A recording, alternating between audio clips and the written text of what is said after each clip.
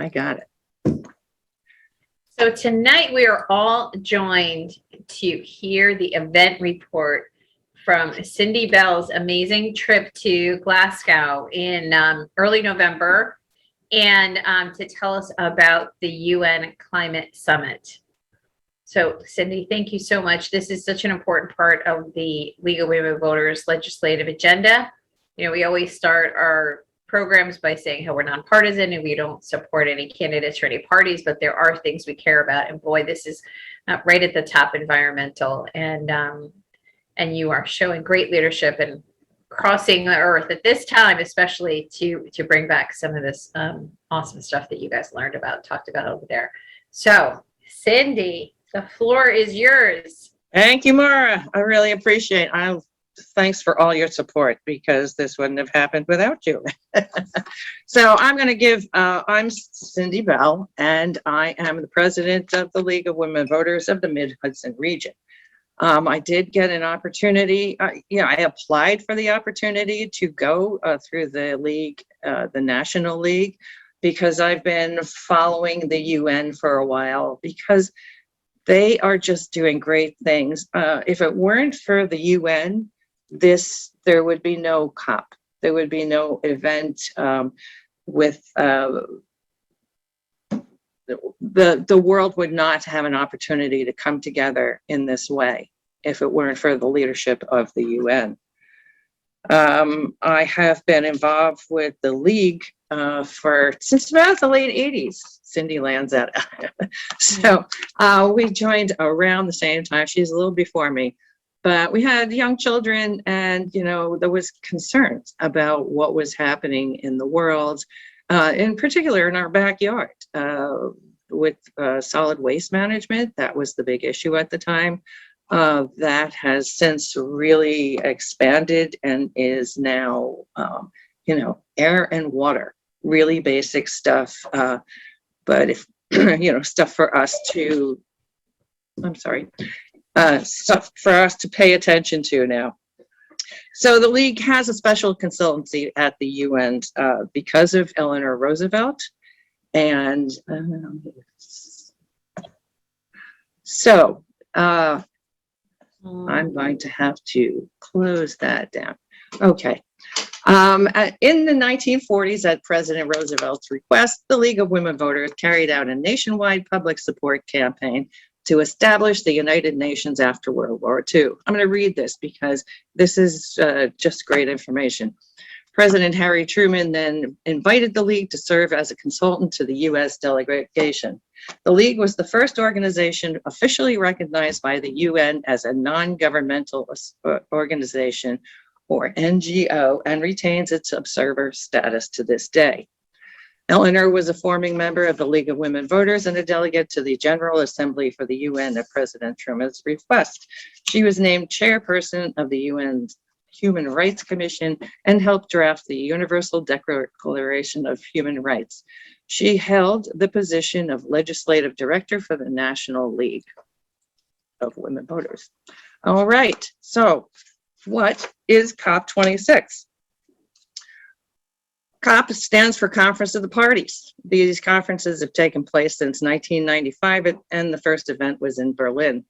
COP26 is the 26th of those conferences, and the countries signed on, I'm going to take a deep breath before this, to the United Nations Framework Convention on Climate Change Treaty, signed in 1994, including nearly all the nations of the world.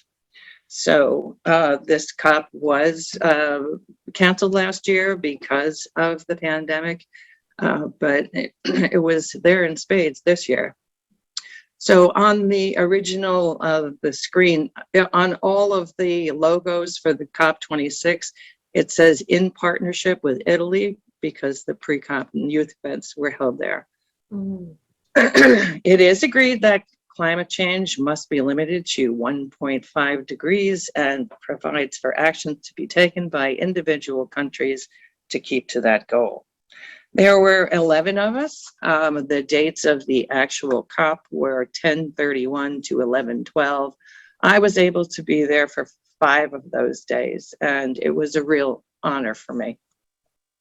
I did apply through the UN Google group that I belong to, and we're not allowed that many participants, but this time we were. So it just so happened that I was able to be part of that. All right, here we are. We are from left to right. There's Tony Monette, and she's actually co-president of the League of Women Voters of Nebraska. She's young and she's interested, and she is actually an artist who said that she'd do a program on arts and climate for us at some point called Head, Heart, and Hands, and we're going to keep her to it. So those are all friends of mine now. There's Tony, and then Ashley Revichet, who is a dynamo. She's also a firefighter in Northern California and has a great interest in climate change and how it affects the wildfires, because it actually is affecting them differently than it used to. And, she knows about forest management and how important that is. So Laura Lucero is still in Scotland. She planned on staying for a couple of months. So she's just been wandering around and sending beautiful pictures on Instagram of all her adventures. So Elizabeth was our last member, and she is not in the picture because she did her own thing the whole time. She's very bright and she didn't waste a moment. So this is the full, that was the full delegation from the league plus one? No, that wasn't yes, that was the second week. So the first week had more people there, including our chief delegate, Robin. So this was me on my first day, just walking in. I was so wowed. I'm like, just kind of in shock there. So this is basically a background that a lot of the news organizations, reporting and stuff, they would use this. And I was just lucky to be able to jump in for 2 minutes. COP26 is special because people feel that time is running out, and there were a lot of expectations from this conference. In the lounge area in back of this COP26, there were a lot of people in really interesting traditional dress, and people from all over the world, and it was really diverse. There are also 2 large meeting rooms in either side of the rear of this big room, and this the earth hanging from the ceiling wouldn't fit in my room where I am now. It doesn't look as big as it was. It was kind of awesome. So I did see John Kerry and his Secret Service detail leave one of the rooms in the back after one of the events, which we were not allowed. Okay. So these are a lot of the language, and I'm just going to go. We know what a lot of these mean, but I'm going to go through each of them and sort of give its relevance to the event. So adaptation, and basically it's finding ways to combat threats to the environment. So ways to, building walls or changing the materials that we build with. And, the rising oceans, it's a little bit harder to work with them, but, we're working on it. There's a lot of activity there. Mitigation, doing what we can to stop or alleviate the threats caused by climate change. So the action of reducing the severity, seriousness, or painfulness of something is the dictionary definition. So loss and damage, and it was a big topic because since the industrial North has really been responsible for most of what's happening, it's unfortunate that the global South is actually paying the price first. and they have the least resources to make changes and correct problems, such as food insecurity due to and other problems as well. This actually creates some political unrest, with the vulnerable population. So, it goes really from top to bottom. So it was discussed as a moral imperative, in particular by Norway, Sweden, Denmark. They all, spoke of it in that fashion. Okay. Cindy, can I ask a silly question? This is Maura. Yeah, I can see you. Is the global south of the equator? That sounds very elementary, but okay. It does. Yes. Thanks for that. So it's just the southern hemisphere, really. Yes, it is. Except it doesn't. Australia is not necessarily included in that because it is one of the industrialized countries. But of course, we saw by the country with, continent-wide wildfires that they're in the same boat. In the context of climate change, capacity building refers to sharing skills, abilities, and resources needed to survive, adapt, and thrive. So this can be technology. Solar panels is just the beginning. It's a familiar one for us, but it's not all. That's there's wind power and hydrogen and other things we'll learn more about. Or sharing knowledge, training, and other resources to make a country or area stronger. Transition. So that does refers to moving from an industrial or damaging process to a green economy. So it includes a great consideration, specifically brought forth this year to gender, physical space, and fair labor. And that also includes industries, as we will find out. Climate justice. It's a huge, huge thing this year. So climate justice is a concept that addresses the ethical dimensions of climate change rather than one that is purely environmental or physical. And this includes addressing misappropriation of indigenous lands and protecting vulnerable people such as children, disabled, and minority communities. So public-private partnerships was mentioned numerous times because, well, I'll just read this. This term was used often in order to effectively institute changes. Government must support the private sector. The process might help with funding or permitting in order to speed up the process. As one speaker put it, these projects need a trigger, which is legislation. Policy drives progress. And the gentleman from the cement industry said, incentives got us where we are today, and it will be incentives that make the changes needed. So the Paris Agreement, I think everybody's heard of it, but here is what it is really all about. It's a legally binding international treaty on climate change, and it was adopted by 196 parties at COP21 on December 12th, 2015. The goal is to limit global warming to well below 2, and preferably to 1.5 degrees Celsius compared to pre-industrial levels. And that would be early last century. The Paris Agreement is a landmark in the multicultural climate change process, multilateral, because for the first time, a binding agreement brings all nations into a common cause to undertake ambitious efforts to combat climate change and adapt to its effects.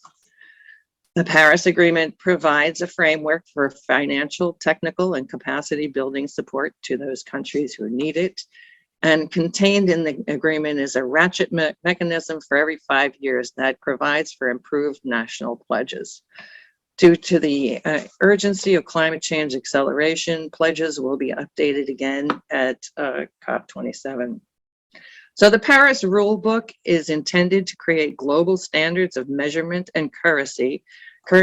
And this is, carbon pricing is not welcomed by all, but it's coming. So it needs to have some some rules and regulations that go along with, because people won't invest if it's unclear about the measurements.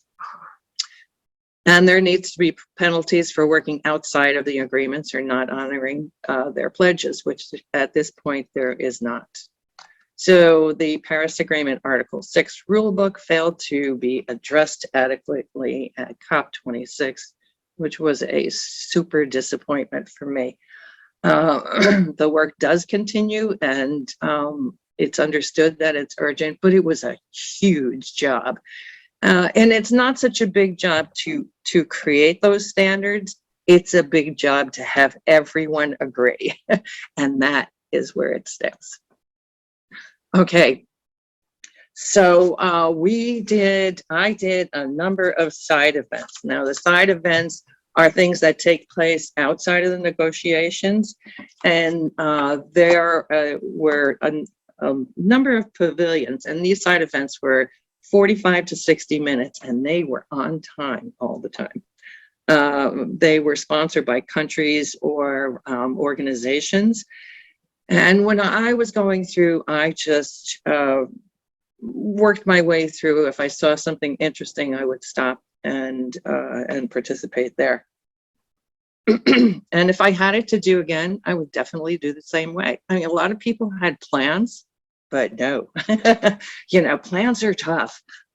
So my plan was no plan. And what happened was I discovered a lot of topics and information that I was never looking for, but it's so valuable.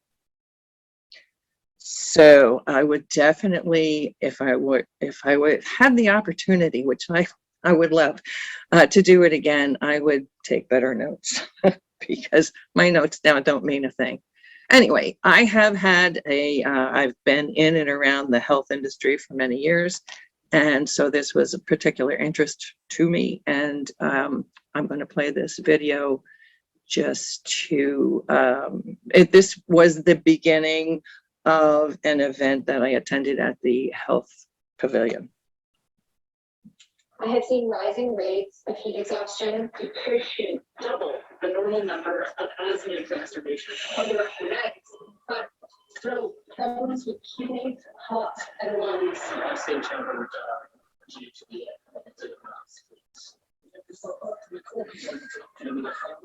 And the worsening psychiatric illnesses.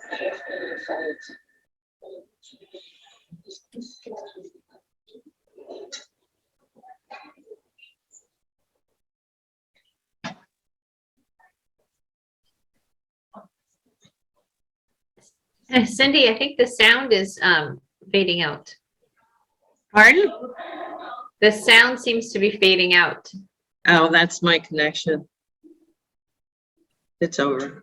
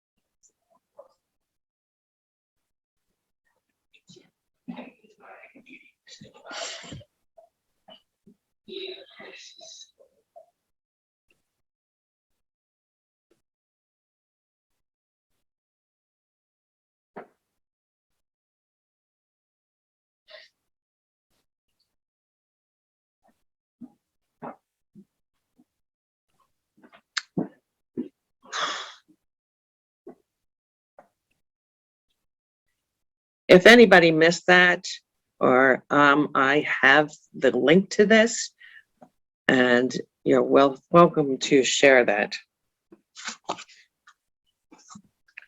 Okay.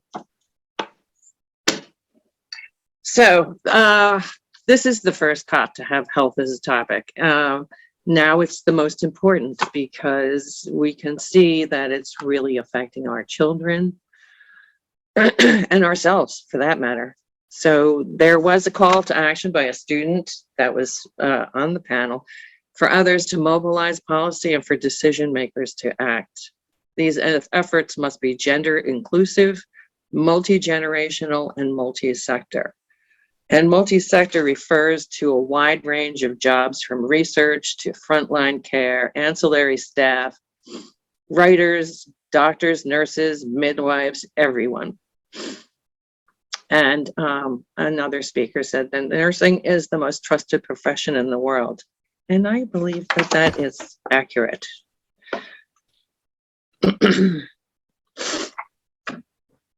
Okay, moving on. So, gender and climate finance. So this panel, yes, so funding sources often consider women as beneficiaries, but they are not necessarily. Women know what is needed and they must have a part in policy. Mitigation is where the funding is, though women are not necessarily a part of that, it's agreed that a certain part of every action should go to focus on gender issues. So one of the members of the original panel couldn't make it because they were in the negotiation room. So a woman from Malawi filled in, and she just so expanded the conversation because this was actually, I believe, Norway, the Nordic, yeah. And it was really wonderful how people who had walked by stopped and really participated in this. So the young man in the back conducted a year-long study of gender involvement in climate finance, and he felt super awkward being the only guy in the room. So. Okay, so this was a beautiful pavilion and it's just full of live plants. You can see that the audience members are all wearing headsets. That was the case everywhere that we went, just because there's a lot of ambient noise in the building. And yeah, so everybody almost always, not always, but generally speaking, it was just easier to hear. So that on the right side is Ashley discussing forest management and wildfires. And Ashley, she coined a phrase having to do with urban migration, forest migration. I don't remember the phrase, but I know that the panel used it again after her. So I think she made a thing. Does that mean Okay. migration from the forested places to cities? Yeah, because the forested places are burning up. You know, it's people and animals that are, you know, that are migrating from where they are from. And a lot of them are heading to the cities because they feel safer. Okay, the COP26 pledge could prove more effective than previous efforts to end deforestation thanks to its financial commitments.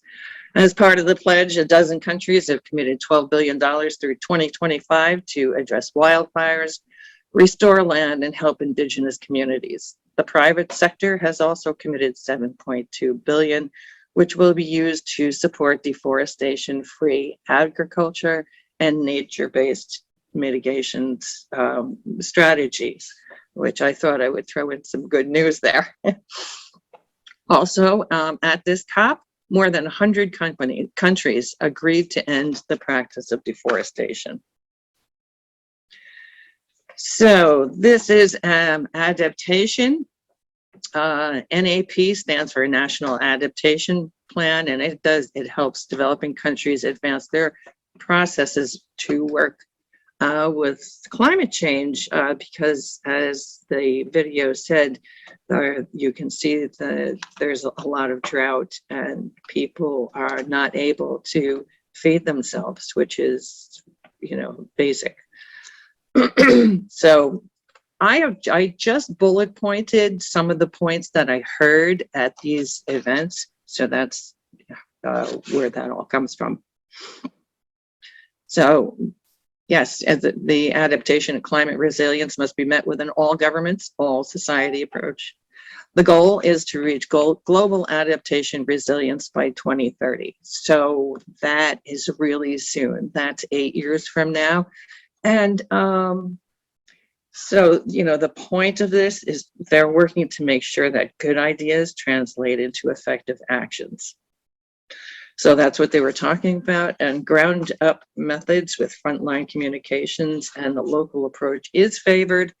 Also, bearing in mind gender, because women do know more than nothing. So, okay. So this event is where I found how exciting that concrete is.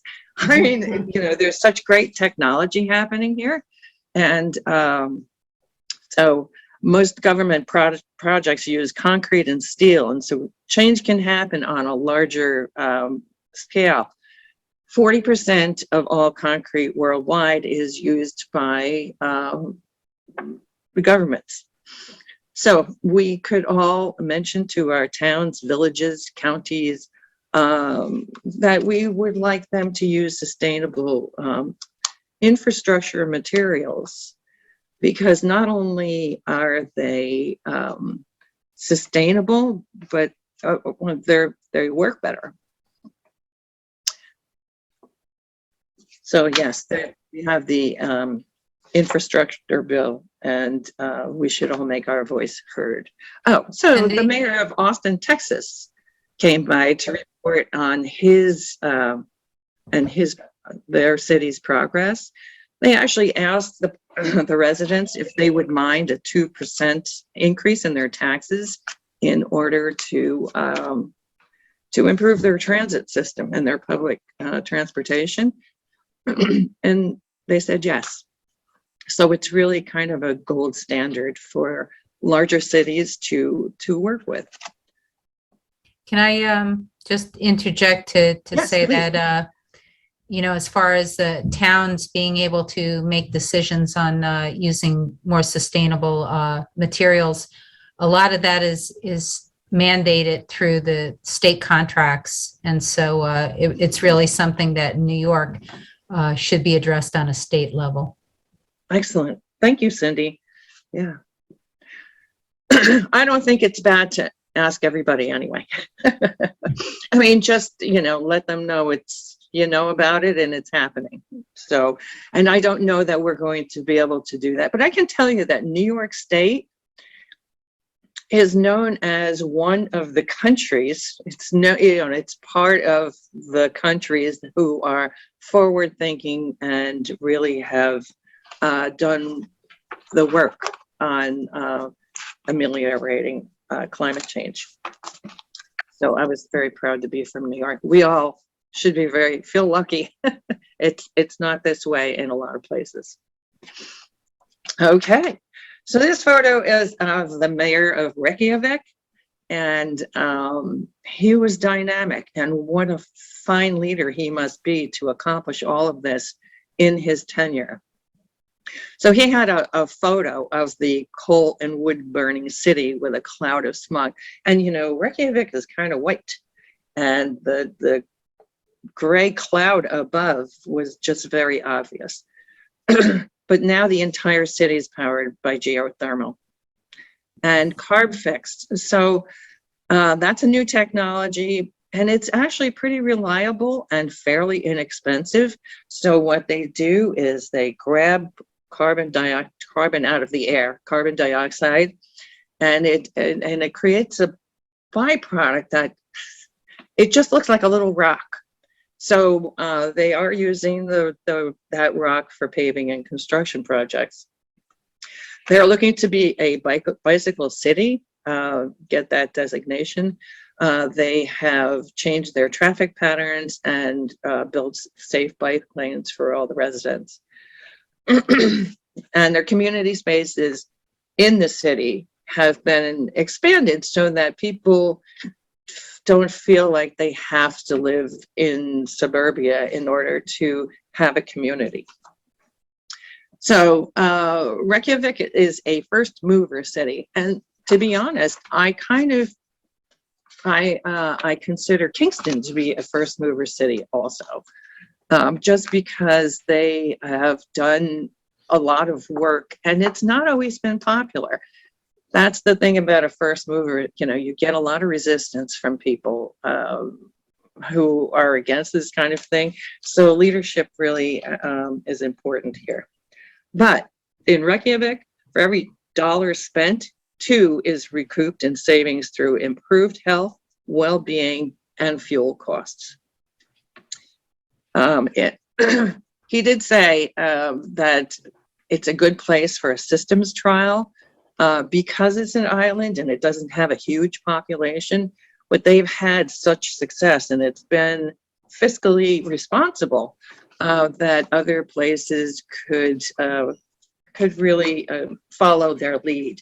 And I heard Reykjavik and Iceland everywhere at the COP. I mean, they're just a shining example of what to do.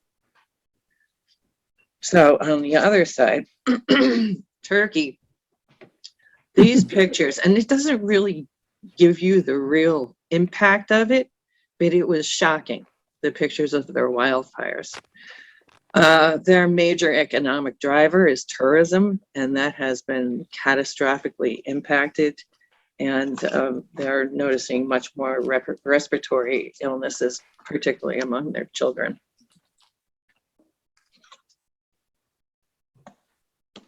Okay, the resilience line. I don't know. I think the UN has sponsored this. And it basically had a number of events based on, the other side of climate change, the people side. So they talked about emotional and mental health and the impact on because of climate change and ways to work this problem. So some of the solutions were that we could use a mechanism to work with differences by finding common values and positive interventions. And require holistic approaches to community without borders or boundaries. And they talked a lot about imagined borders, such as religion, states, and other invisible borders that do separate people. So it would be best if, we could drop those for our mutual benefit. And they believe that educational resources should be shared everywhere, like what we're doing in the United States should be available to anybody throughout the world. And that's how you educate the children who are the future. So it's also about climate justice and sharing. So another event I went to at the Resilience Lab was about reimagining neighborhoods. And then they talked about self-sufficient communities, having housing and water source and farms and really being self-sufficient. So kind of the opposite of the last slide, but it was very interesting. So this guy from Tonga, who is just larger than life, walks in and sits next to me and takes the mic and said, "Our oceans are on fire." And it was a great message, and it was really a welcome interruption. We also had actually a Congress person from Hawaii who joined us, and she said they're doing a lot of looking at neighborhoods and making changes based on that in Hawaii. Okay, so IFAD is the International Fund for Agricultural Development, and they work with food systems and small-scale farmers. So again, they know that indigenous people are stewards of the earth. And it was several times the lands appropriated by governments and fossil fuel companies must be returned. And their knowledge is passed down through many generations, which is now more relevant than ever. I do have to say, someone in the question and answer period, somebody asked why Canada is still drilling for oil on Indigenous land. So that was awkward for them. Excuse me. Transition panel. So that is, yes. So this, and you see this young woman, she argued with everybody, but she is the voice of the future. This is, people want to know how they can work finance issues, especially for young people, in order to make a difference, because that is going to make a difference. So green premium was coined by Bill Gates, which basically means that everything that's organic carrots cost more than, plastic carrots, etc. And so young people will have more to say about their pensions and investments. And in fact, there was a young man from Australia who spoke at a different event virtually. And he's 22 and he, got his first job out of college, and he wanted to know what was in his company's pension plan, and they couldn't answer him. So he sued them. And not only did he make changes with that employer, but the entire country of Australia now has laws for transparency for pension plans. So one person can make a difference. Just to say, he said there is hope because there's people, stubborn people like him all over the world. So again, richer countries do have an obligation to share, and that's the cheap stuff. That's what people, they don't often care about the real cost. Okay, Green Climate Fund. This is how farmers can make the changes needed for sustainable farming. So they need to convert from conventional to regenerative. So if you're planting the same crop on the same piece of land over and over and over, it will deplete the soil. It's much easier to do sustainable farming and make those changes than to correct that depleted soil. The earth can no longer sustain industrial farming practices and doing the same thing in the same place for too long. So they're doing a survey worldwide, and they report, the Green Climate Fund reports to the UN about who they're loaning to. They're expected to make sure that the money is spent properly, and they are doing a survey of farmers everywhere.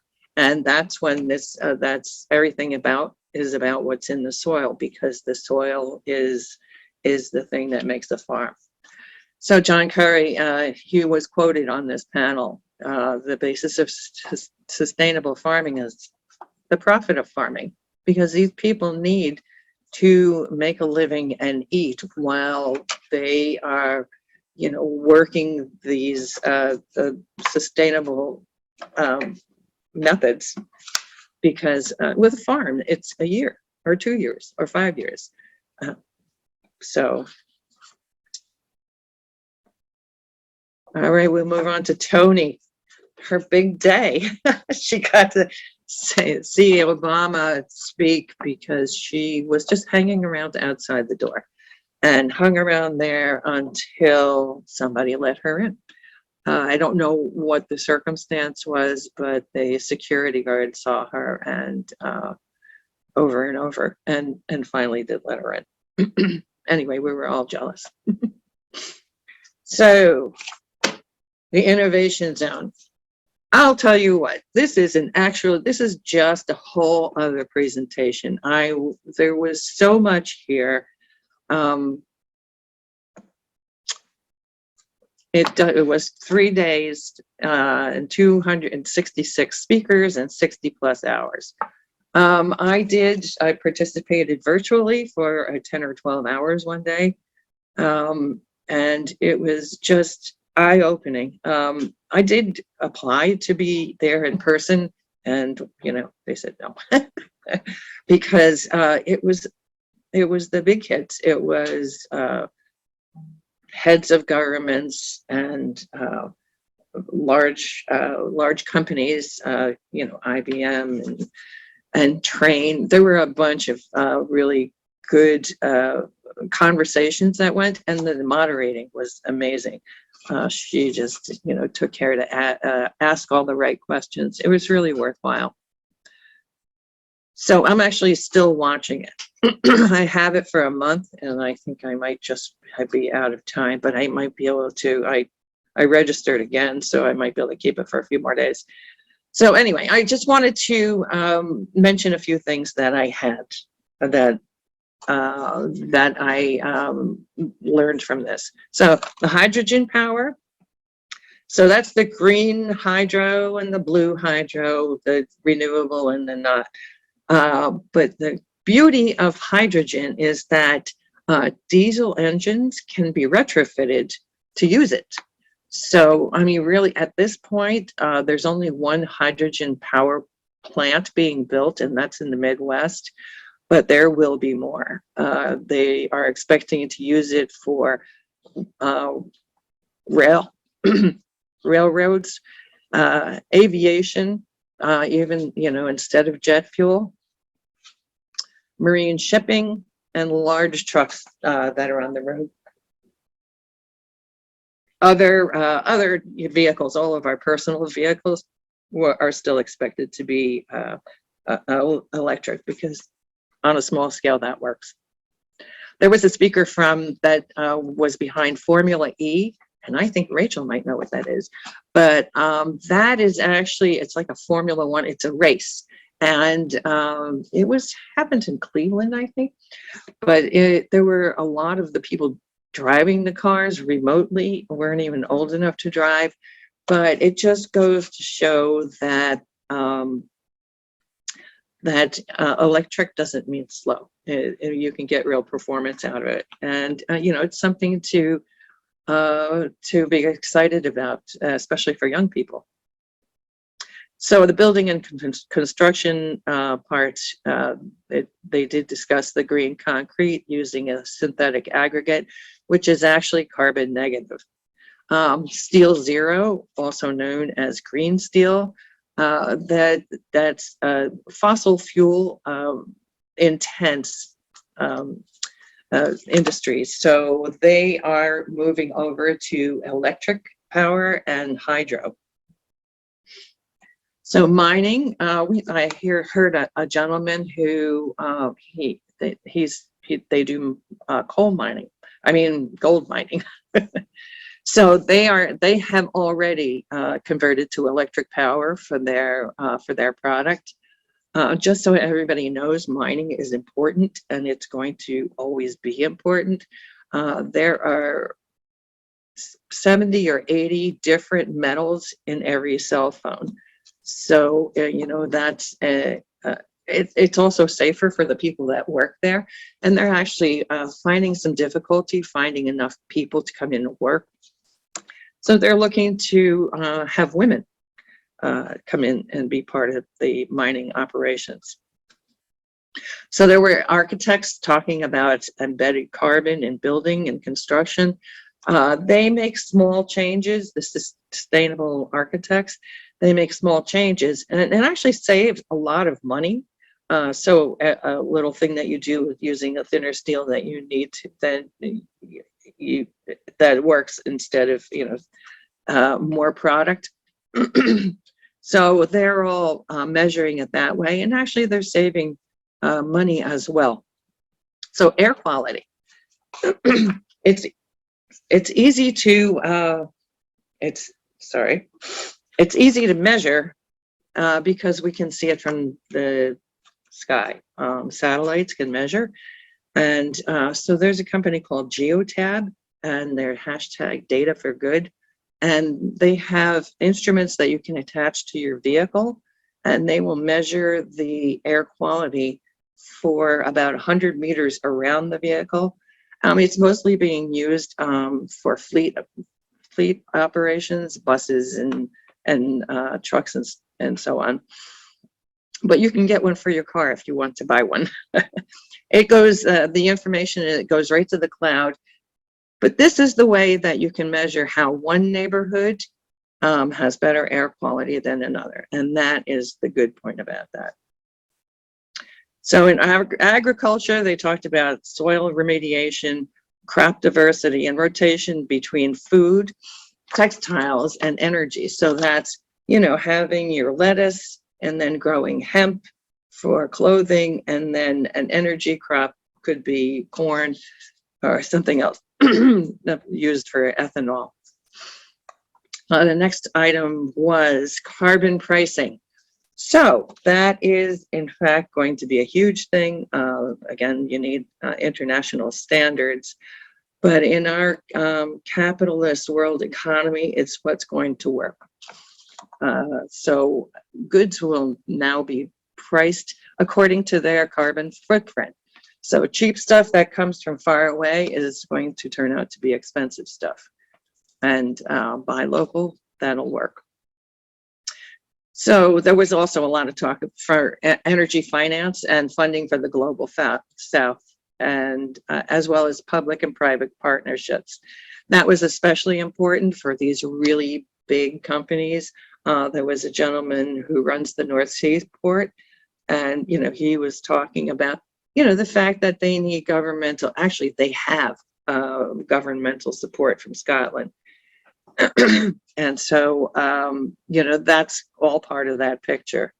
The woman who is the CEO of CarbFix, that sucks the CO2 out of the air and makes a product from it. That's carbon capture.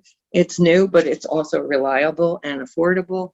And Japan, oddly enough, they are doing that. They're using CarbFix, but what they're doing instead of paving with it is they are loading it all in a giant ship and they're going to bury it in the North Sea. I mean, I don't know how I feel about that, but they are in fact working with hydro and all different, they are working the blend of solutions. So it seems to be a good thing. So, and geothermal, which is actually something I'm going to look into for here, just because it's, it's reliable and it's fairly inexpensive, and it does have an upfront cost, but in New York State, we have a lot of tax incentives and so on that we can use towards that. But while we're doing all of the solar projects and the turbines and all the stuff, it's important that these renewable projects must protect nature. So you can't cut down the forest in order to put a solar farm in.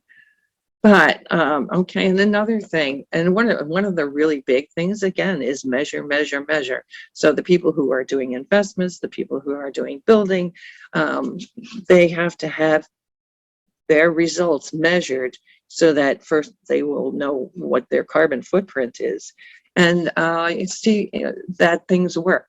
That's how you enroll other people in what you're doing. So lots of small actions make a huge difference. They choose based on the sustainability. There was another gentleman who quoted Elvis, who said, "A little less conversation, a little more doing." And of local interest, IBM has pledged to be net zero by 2050, and they are really looking to be net zero before that, but they're definitely working towards that. And they talked about the fact that for the last 50 years, they've been really responsible, and the last 50 years does not include their town of Ulster plant. That was before, but they are being responsible with that as well. So an investment company said that there's $130 trillion looking for investments. And my husband works at home, so we have Bloomberg on a lot. And it's amazing how much of this stuff is coming up on the feed now. The ESG investments and funds. Okay, so that's enough of that. The plenary session. This is a photo from outside the room. This is the one I was allowed inside this is like my super exciting honor to be able to be there. I was in the overflow room where the actual negotiations were happening. And so the cover decision had just come out in the morning. And so people were just making their statements about that.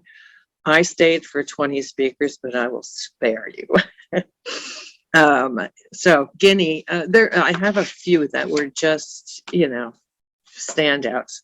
So Guinea was looking for balance on loss and damage.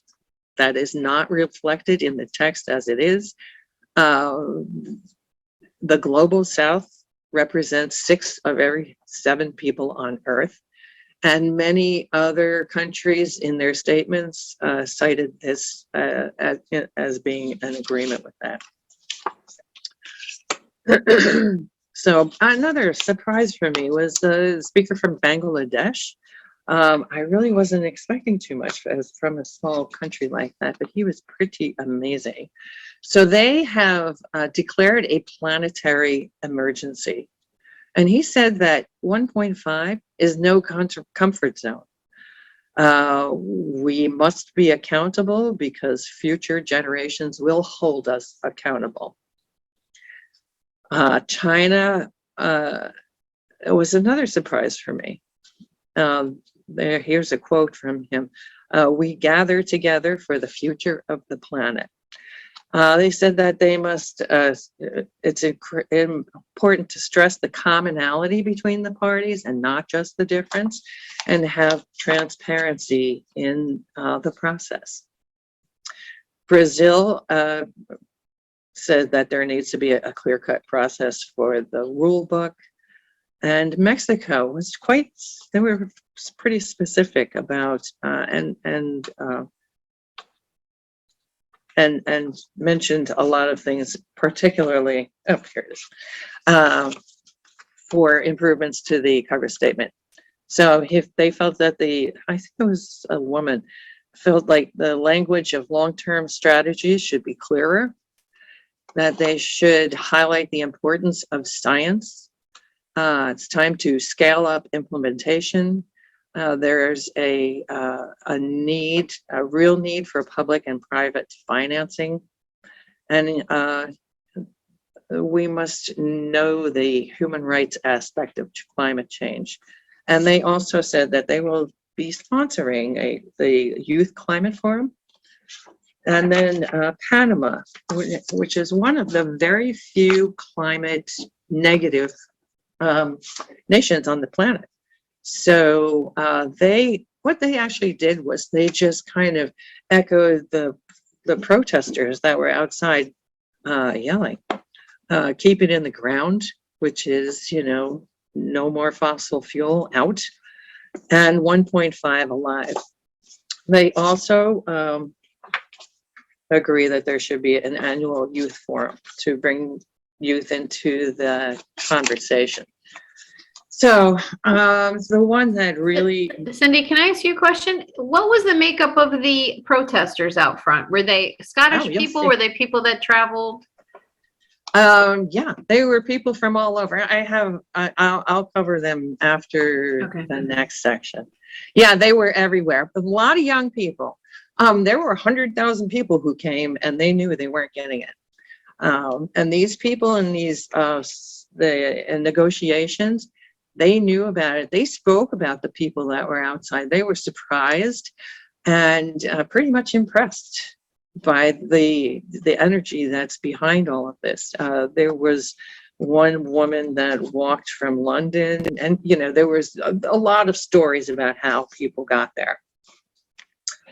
The last country that I noted here is from Tuvalu, and they are a low-lying atoll nation, and they are going to be one of the first to sink into the ocean. So he said they called for a stronger language and said it's a matter of survival for many of us, and we implore you to take action now.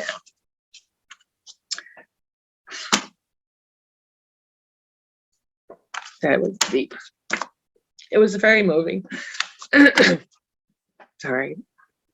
He was near tears. So, yeah, that was the hardest one to hear. So we're moving on now. So the constituencies. So, okay. And it's, for the purposes of COP26, they're groups with a specific area of concern regarding climate change. I was not going to cry there. Sorry, I couldn't help myself. But which have no place in the negotiation table. So there are 10 recognized constituencies. This is called it was on the last day, and they called it the People's Plenary, because it's all of the people who don't have a seat at the table. So, but they are sanctioned by the UN and permitted to speak and hold events. And it was really a great event. There was a lot of energy there. And actually there was a protest at the end, which I participated in, which I'll tell you more about later in a few minutes. So this was one of the constituencies, the indigenous people.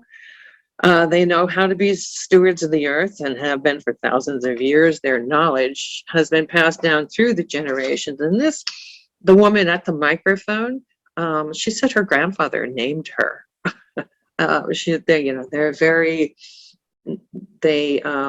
very close to the earth and as a community, and know what things need to be done. So loss and damage must be addressed for land appropriation, for fossil fuel. And these people, by the way, are from Canada. And they actually led the protest out of the building. And I don't know how, but I was able to get right in back of them. It was it was a great place to be. So women and gender. We do, the league, the National League does align with this constituency. And you can see the mask that she's wearing says Feminist Climate Justice. They met at 8 o'clock every morning, and a couple of our members actually got over there at 8 o'clock. And each day when you would show up, they would have a different color mask. So a few of our members got a lot of great masks. So their message was, those that don't join us can just get the hell out of our way. And that is a quote. So children and youth, according to the Brookings Institution, there's still a 50-50 chance of keeping 1.5 alive by 2030. And there's an awakening of young voices calling for intergenerational climate justice and responsibility. And they will hold business and government accountable through science and innovation. And this has been really, they've come to the forefront in this COP. Trade unions. There's a lot of job opportunities out there for people, and now is a good time to be able to look for work in low carbon fields or ask potential employers about whether or not this is something that they care about. He said, build relationships. This is how we get stronger. So fair future must include quality, low carbon jobs, including negotiations with workers and with community renewal. So not just the employee. Peasants and workers, their message, they were hosted by the Land Workers Alliance, and their message was globalize the struggle and globalize hope.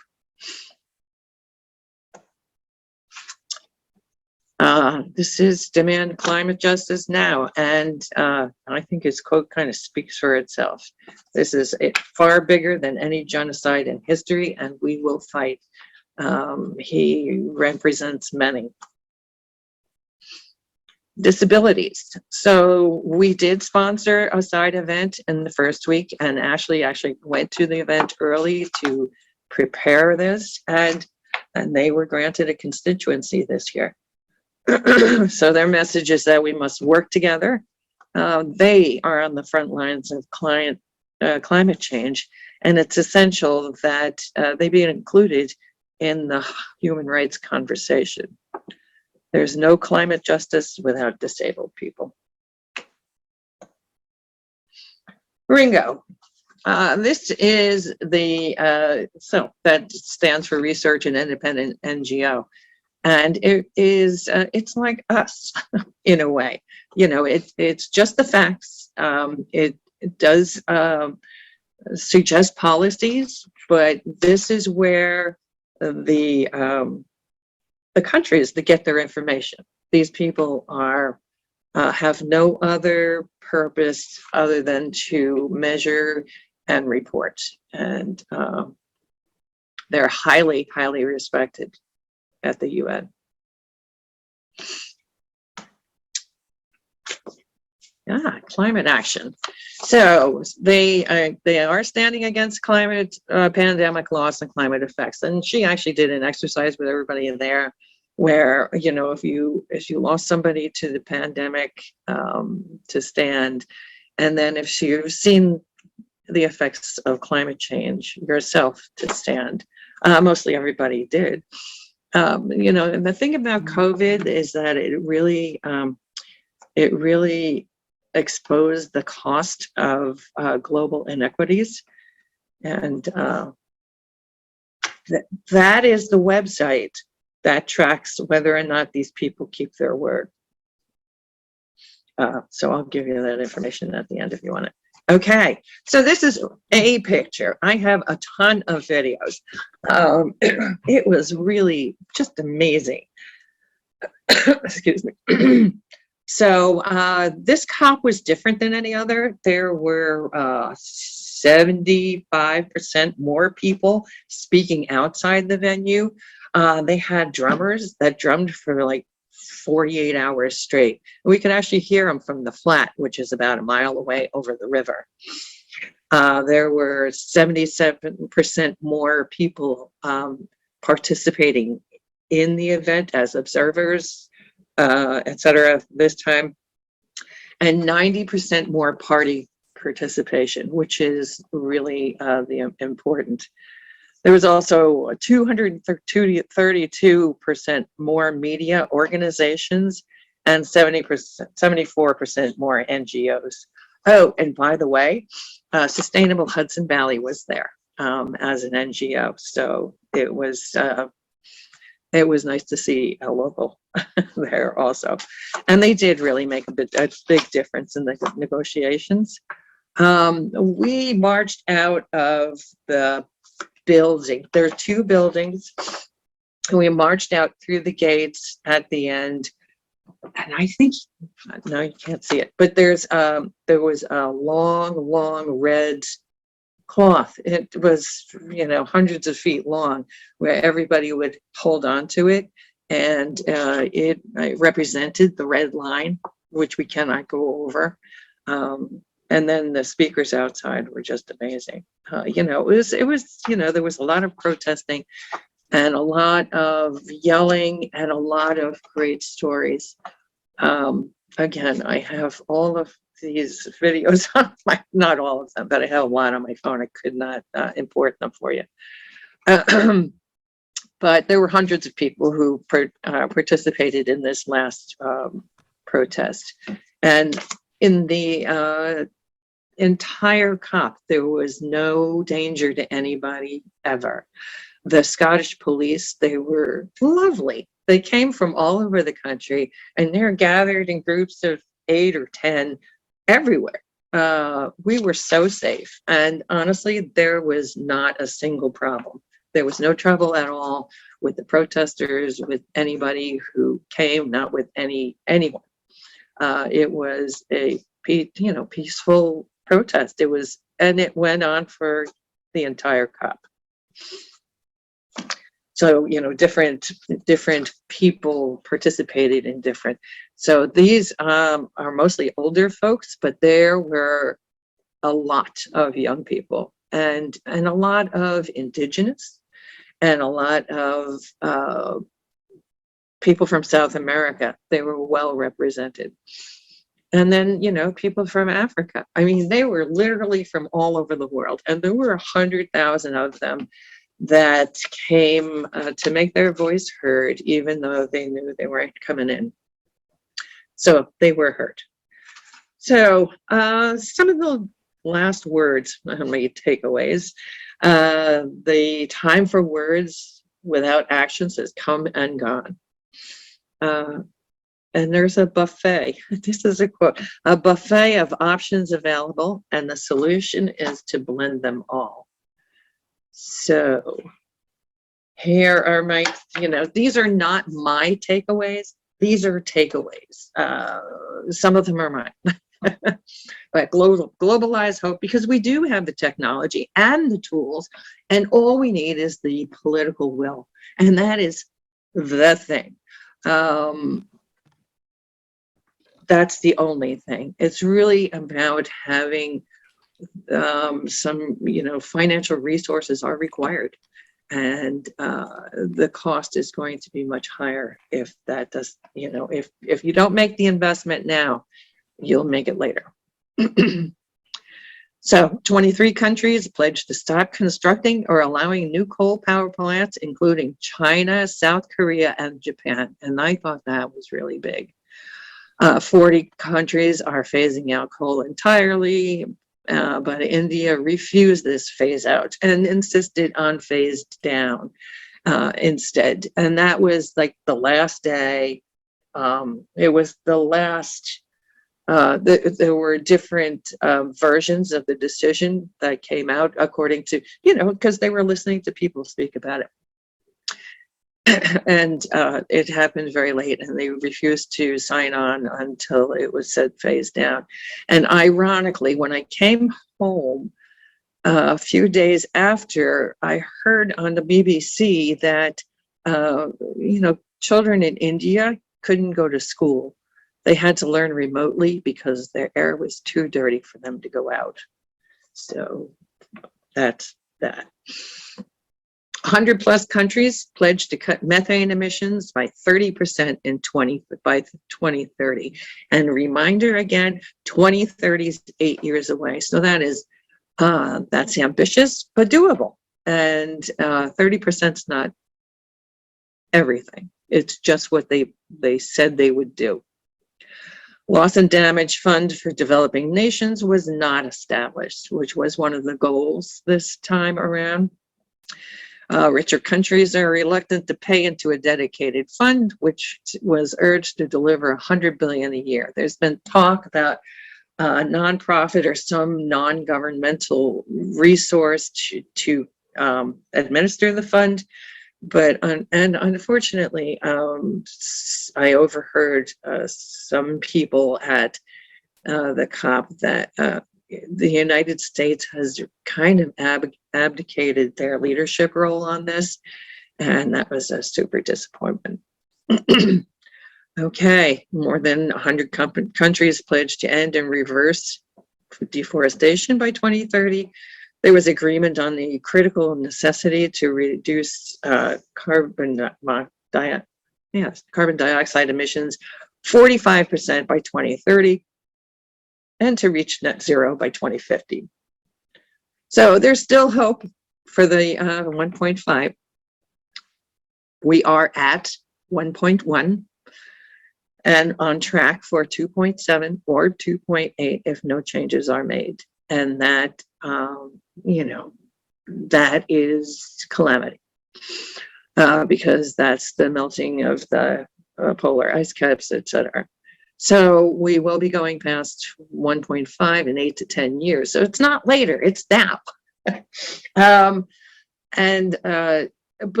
there is still hope. And there's actually a lot more. This COP was a lot of what people had hoped for. And, there's still a lot to go. So yeah, youth, gender, and indigenous is really coming to the forefront as a partner for solutions. It can't just be the governmental officials and so on. All right, so what can you do? Contact your local, state, and federal officials. Just let them know that this is an interest of yours, and I don't know that you can ask for a big change, but you can ask them to look. Ask them what's their plan. What's their plan in 5 years, because it's coming. And don't wait for someone else to do it for you, because they won't. Your voice definitely matters. I have been around this for a long time, and I know that people who speak up are listened to. So speak with your purchasing power as well, by consciously and sustainably considering the carbon footprint of products you buy. So you don't have to make all the changes all at once, but small changes, and as you learn, and whatever you can do. Less packaging, buy local, and consider electric alternatives to fossil fuels whenever you can. Check with your pension or investment professionals and demand responsible investment. Look for the ESG designation, which means environment, social, and governance. And a lot of the companies that spend time on this, they have officers of their board, of their companies, that are sustainability officers. So you can also learn about organizations and efforts to combat climate change in your area. So you can join them. And if any of you are not members, you're certainly, we're one of them. Sustainable Hudson Valley, Scenic Hudson. There are a ton of wonderful organizations in our area that even just with your membership support and adding your voice to theirs, it makes a huge difference. So for more information, I can send any of these links to anybody. I don't know how to put them in the chat more, or I would. So you can, the climate action, so the cover decision, the summary is 8 pages long, so it's not hugely long. You can read a lot more if you like, but if you're interested in, what that is, it's a public document. And the climate action tracker actually does pie charts for all of the people that said they were going to do stuff and who did and who didn't. So that was good. And then the women and gender constituency, that was our paper. And I actually did a training before I went to the COP about what this is about. And their paper is here at this. And I wanted to just plug, I don't work for them, but The River is an online news source in the Hudson Valley, quality reporting. They have events if you want to just sit in. They have speakers. They really report on what's happening here regarding. They have something called the Climate Lab, and through that, there's a lot of information, and not all of it's bad. A lot of it's good. So, check that out. It's actually a free publication, but they appreciate a membership. It's very inexpensive. So I did want to just take a moment. Well, besides Maura, I wanted to thank everyone who attended tonight, and the League of the United States. I sent, some reports and stuff to them. The thing is, all of you League members, we are really not paying the kind of attention to this that we should. So, could in your next communication mention that maybe we should actually, the second week group, we are prepared to do a webinar about the COP and the state of things. So we may do that, and you'll certainly hear about it from me.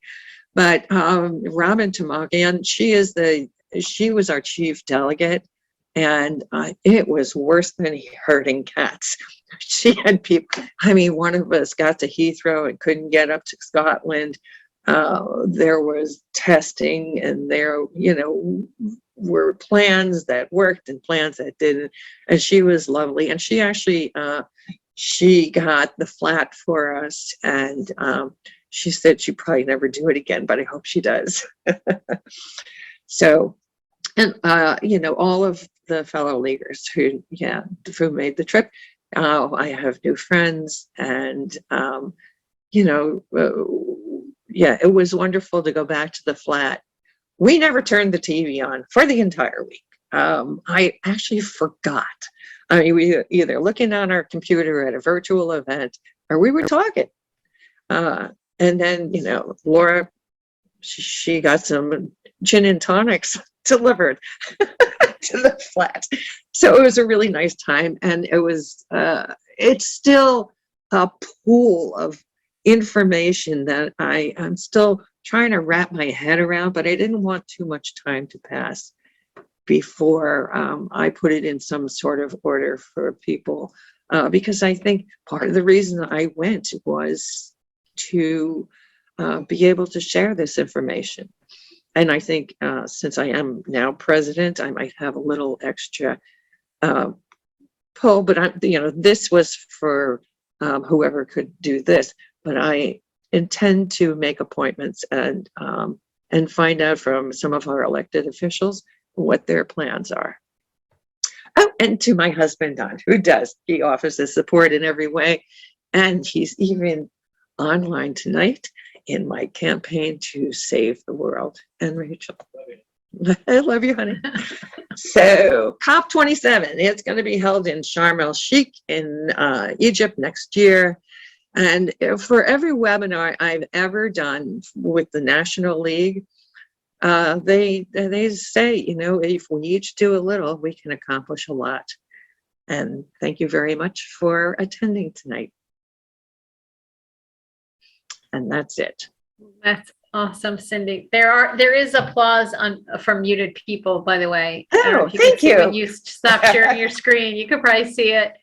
I was able to put 2 of the links in, and then you went to the next slide because I had to Google them, but I got the climate action tracker in there and the cover decision in there because those seem to be probably okay. They're the critical ones. The women and gender. If anybody is we have a contact us through our website, or if you know my email, as many of you do, just let me know, and I can send you a link to the video, the health video, because it's a shareable. I mean, I figured out how to get it here, so I can figure out how to share it online. But it's a wonderful moving video. Cynthia, in the early part of the year, we always do that thing in Teams where we contact our local representatives at the state level before they vote. That's right. And we have a list of questions that the league always wants everybody to ask. So maybe we all decide what the question prompt will be, and we'll include a climate-based something on there. You could coach that. You could draft that for us. What a great idea. Because we actually do, and we met with a lot of representatives last year, whether it was virtually or in person. So those people can all expect to hear from us again. And I don't know if I said, but New York State is included in the countries who are doing the most right now to work with climate change and solutions. So New York State, I mean, we are well appreciated, and I'm proud to be from here. And it just, it makes my life a lot easier. Actually, and it's going to make all of our lives easier. We do have great leadership in this, and even though we're dysfunctional and we're Albany, they're doing good stuff. So that's that. All right. And that's it. I can take a question if anybody has one. I tried. Yes.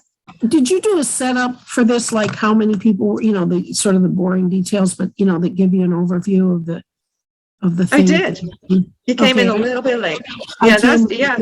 in the last So listen minute. to the first 5 minutes. I am going to ask Kathy to please put this on our YouTube channel. So we can actually stop the recording now. Okay. Thank you all for coming.